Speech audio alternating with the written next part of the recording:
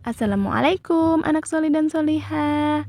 Bagaimana kabarnya pagi hari ini semuanya? Mudah-mudahan tetap sehat dan tetap semangat. Hari ini bersama lagi nih dengan Ustazah. Kita belajar tematik. Tema 2D, subtema 4, pembelajaran 5 dan 6. Wah, tidak terasa ya kita sudah ada di tema terakhir nih solih dan solihah. Nah, sebelum memulai pembelajaran, mari kita sama-sama berdoa. Sikap berdoa, tangan diangkat, kepala ditundukkan, berdoa dengan khusyuk. Amin. Alhamdulillah kita sudah berdoa ya soli dan solihah. Insya Allah kita siap untuk belajar dan mengikuti pembelajaran dengan baik hari ini. Amin. Ya, ayo kita membaca.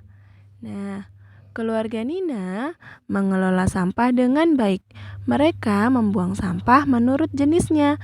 Ada sampah organik dan sampah anorganik. Sampah organik adalah sampah yang berasal dari makhluk hidup. Contohnya, sisa makanan, daun, dan ranting pohon. Sampah organik dapat diolah menjadi pupuk kompos. Sampah anorganik berasal dari benda tidak hidup, contohnya kaca, plastik, dan logam. Sampah anorganik biasanya dapat didaur ulang. Nah, ini adalah contoh gambarnya. Wah, mereka sedang membuang sampah berdasarkan jenis-jenis sampahnya ya. Keluarga Nina menyetorkan sampah yang bisa didaur ulang ke bank sampah. Bank sampah adalah tempat penampungan sampah. Sampah itu lalu ditimbang dan dibeli sesuai dengan beratnya. Sampah yang terkumpul akan didaur ulang. Bank sampah sangat bermanfaat. Dengan adanya bank sampah, warga semangat menjaga kebersihan dengan mengolah sampah. Sampah di sekitar kita dapat memberikan manfaat jika diolah dengan baik. Lingkungan pun menjadi bersih dan sehat. Wah, bagus sekali ya. Tempat di rumahnya Nina, mereka mengumpulkan sampah kemudian dijualnya dan dikumpulkan di bank sampah. Nah, sekarang Ustazah mau tanya nih, informasi apa yang kamu dapatkan dari teks di atas? Informasi apa ya?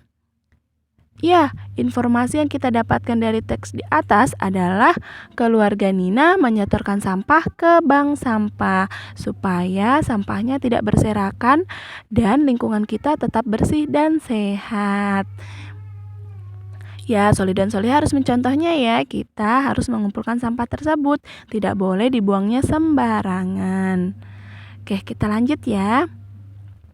Jadi, dari teks tadi terdapat macam-macam sampah ya, Soli dan Solihah. Ada sampah organik dan anorganik. Ya, coba lihat. Nah, ini adalah contoh sampah organik. Contoh sampah organik dari tumbuhan atau dari makhluk hidup. Nah, di sini ada tumbuh-tumbuhan, kulit pisang, kulit jeruk, dan lain sebagainya. Nah, kalau ini adalah sampah anorganik. Di situ ada kaleng, kaca, plastik, dan lain-lain. Ya, ini sampah organik ya, sampah yang berasal dari manusia atau makhluk hidup. Nah, kalau yang ini sampah anorganik yang berasal dari benda tidak hidup. Ya, paham ya Soli dan Solihah? Insyaallah. Nah, sekarang perhatikan gambar berikut. Ya, coba perhatikan ya.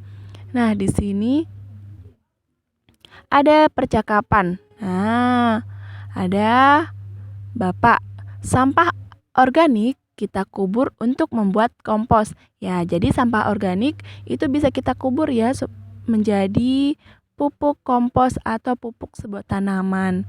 Nah, sedangkan botol plastiknya bisa kita daur ulang.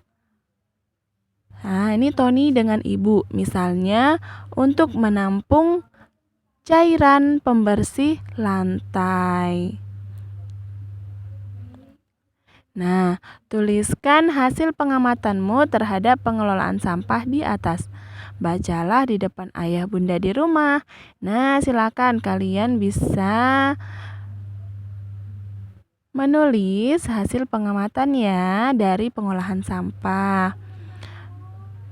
Kemudian bisa dibacakan di depan ayah atau bunda di rumah.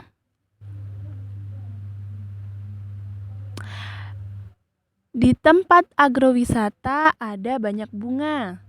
Bunga disusun dalam pot yang bentuknya bermacam-macam. Ada pot bunga berbentuk tabung dan balok. Barisan pot bunga membentuk pola barisan bunga ruang berikut. Ya, coba perhatikan ya, barisan pot berikut ini dia membentuk pola bangun ruang. Nah, di sini ada berbentuk tabung. Ya, berbentuk tabung itu yang berwarna coklat ini ya. Nah, kemudian ada berbentuk balok yang berwarna hijau. Kemudian setelah balok ada tabung lagi.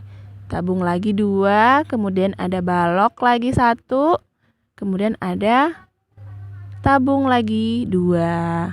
Nah, sekarang coba Soli dan Soliha susun barisan pola bangun ruang berikut ini. Nah, ada tabung, kemudian balok 2, tabung lagi, kemudian balok 1 dan titik-titik. Kira-kira di titik-titik itu gambar apa ya? Tabung atau balok? Wah, Masya Allah, benar. Gambar adalah balok. Jadi, setelah tabung 1, kemudian ada balok 2, tabung 1, ada balok 1, berarti baloknya kurang 1. Jadi, di sini ditambah 1 balok. Jadi, 2 balok ya, Soli dan Soliha. Insya Allah mudah ya, Soli dan Soliha. Ya, mudah dong. Wah, alhamdulillah kita sudah berada di akhir pembelajaran. Untuk Soli dan Soliha, silahkan buka buku tematik tema 2D, subtema 4 pembelajaran 5 dan 6. Silahkan kerjakan halaman 99, nomor 3 dan nomor 4 ya, Soli dan Soliha. Silahkan dikerja di bukunya, kemudian jangan lupa dikirim. Ya, sebelum menutup pembelajaran, alangkah baiknya kita berdoa setelah belajar. Subhanakallahumma wa bihamdik asyhadu an la ilaha illa anta astaghfiruka wa atubu ilaik. Jangan lupa jaga kesehatan, jaga kebersihan supaya kita tetap sehat ya, Soli dan Soliha. Ustazah tutup dengan ucapan wassalamualaikum warahmatullahi wabarakatuh.